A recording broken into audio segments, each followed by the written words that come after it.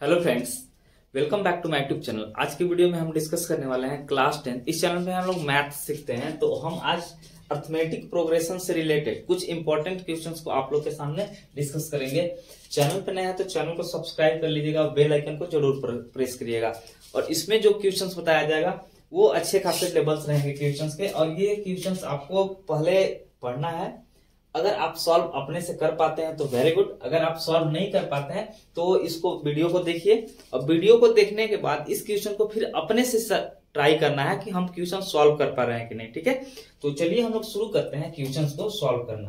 Questions को अच्छे से एनालाइज करेंगे कि क्वेश्चंस में हमें क्या पूछा गया है और क्या गिवन है। ठीक है, तो फर्स्टली हम क्या करेंगे, फाइंड द सम ऑफ, हमको यहाँ पे क्वेश्चन में ही बोला कि find the sum of the first 22 to the, मतलब स्टार्टिंग का जो भी फर्स्ट टर्म से लेकर 22 टर्म का जो भी है, एपी पहले है उसमें हमको सम फाइंड करना है, सम। ठीक है, of an AP, of an AP, AP में जो है डी का वैल्यू हमारे पास गिवन है 7 एंड 22 टर्म्स इज 49। हमारे पास जो गिवन है उसको हम पहले लिख देते हैं आप लोग के सामने।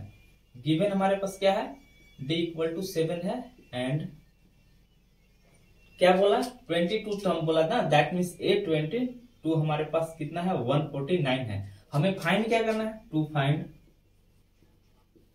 स्टार्टिंग का जो first, that means S22 find करना है, यही हमको फाइंड करना है। ठीक है, जो हमारा लैंग्वेज फॉर्म में गिवन था क्वेश्चंस में, उसको हमने मैथमेटिकल फॉर्म में, एपी के फॉर्म में हमने लिख लिया उसको। अब हमको देखो एस एन फाइंड करने के लिए फॉर्मूला आप लोग को पता होगा। एस एन का जो फॉर्मूला होता है, साइड में मैं लिख रहा हूं, n/2 इंटू 2a प्लस, देखो यहाँ पे an, ये हमारा an गिवन है ना, दैट मीन्स इसको हम इस तरह से ये an वाला फॉर्मूला यूज कर सकते हैं यहाँ पे। और जब यहाँ पे an यूज करोगे आप, तो एक फॉर्मूला ये होता है, इसी फॉर्मूले के एक और तरह से लिखा हुआ रहता है, n/2 2a plus n-1 into D.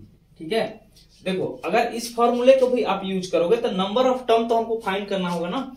अब इस फॉर्मूले को यूज करो या फिर इस फॉर्मूले को यूज करो। ठीक है, सबसे पहले हमको क्या फाइंड करना होगा, नंबर ऑफ टर्म फाइंड करना होगा और ए का वैल्यू फाइंड करना होगा। ठीक है, तो आप यहाँ पे देखो, ये हमारे पास कितना है, A22, ये हमारे पास गिवन है, ये 149 के इक्वल है। ठीक है, ये गिवन है, इसी से हम फाइंड करेंगे। देखो इसमें क्या गिवन है, इसको हम क्या लिखते हैं, a plus 21d equal to ये 149 है। ठीक है, a का वैल्यू यहां से फाइंड करेंगे क्योंकि d का वैल्यू हमें पता है, तो यहाँ पे d का वैल्यू 7 है, तो a का यही रहेगा 21 इंटू डी का वैल्यू 7 इक्वल टू 149। ठीक है, a प्लस, अगर इसको आप अगर मल्टीप्लाई करोगे, 7 1 जा 7, 7 2 जा 14 इक्वल टू 149, ये उधर जाएगा तो माइनस में हो जाएगा, a इक्वल टू 149 माइनस 147, तो a का वैल्यू मेरे पास जो आया वो 2 आया। 149 से 147 सब्ट्रैक्ट करोगे आप तो 2 आएगा, तो a का भी वैल्यू पता चल गया और d का भी वैल्यू पता चल गया। और sum of first 22 terms of an AP, मेरे पास कोई एपी था, उसका क्या करना था, सम फाइंड करना था। तो सम फाइंड करने के लिए यही दो फॉर्मूले होते हैं कि किसी भी एपी का हमको सम फाइंड करना, तो ये फॉर्मूले होते हैं, इसी फॉर्मूले का यूज करेंगे। देखो फॉर्मूले क्या है, S N equal to A plus A22, क्योंकि यही हमारा A22 यहाँ पे क्या काम कर रहा है, लास्ट टर्म का काम कर रहा है, दैट मीन्स an हमारा। ठीक है, तो n के जगह पे बस हम यहाँ पे 22 हमारा है। ठीक है, फॉर्मूला यही होता है, हमको क्या फाइंड करना है, एस n का वैल्यू हमारे पास कितना है, यहाँ पे ये चीज हमको क्लियर कर दिया है कि 22, दैट मीन्स n का वही वैल्यू है, तो n हमारा 22 इक्वल टू a का वैल्यू हम अभी जस्ट फाइंड किए हैं 2 है। ठीक है, प्लस an का वैल्यू मेरे पास 149,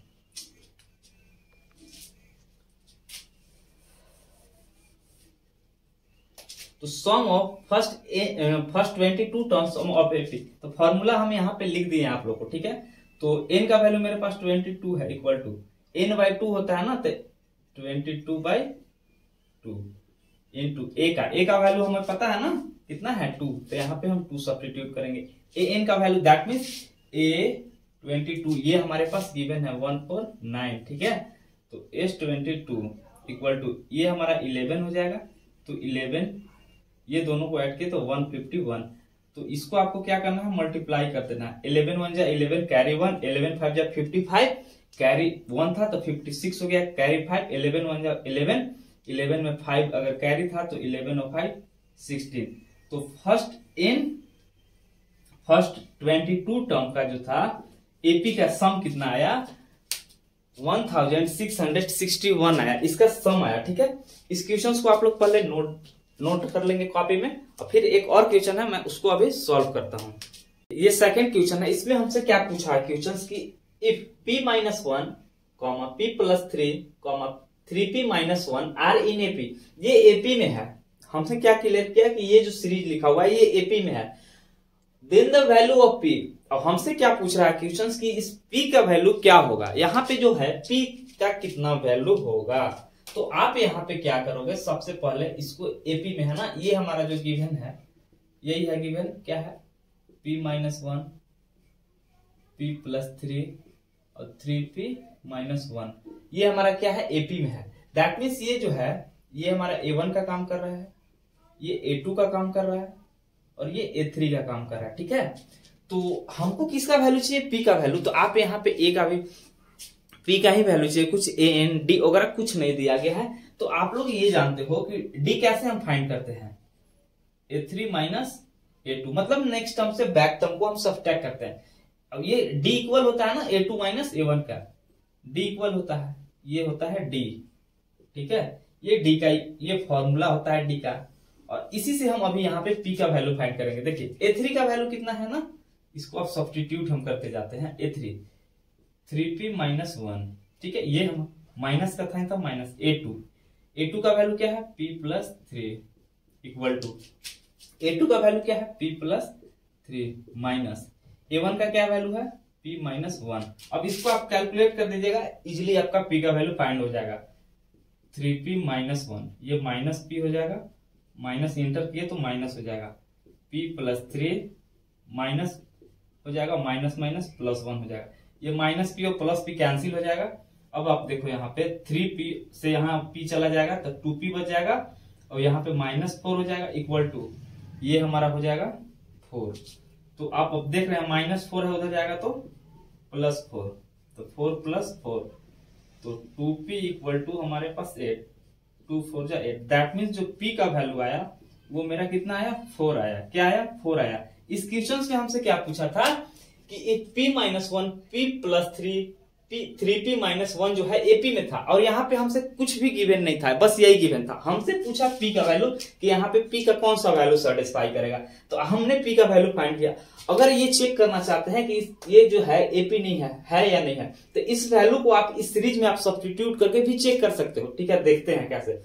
क्या था हमारे पास, p-1, p+3, 3p-1, यही था ना। p की जगह पे 4 है, 4 - 1, 4 + 3 क्या हो जाएगा, 3 × 4 - 1, तो कितना हो जाएगा, ये 3 और 4 और 7 3 4 जा 12 से अगर 1 सब्ट्रैक्ट करेंगे 11। ठीक है, अब आप देखो फर्स्ट टर्म मेरा a हो गया। अब हम यहाँ पे d चेक कर लेते हैं। ये चेक करने का रूल है कि हम जो क्वेश्चन p का वैल्यू फाइंड किए वो हमारा करेक्ट है या इनकरेक्ट है। तो उसको आप लोग कैसे देखो, अगर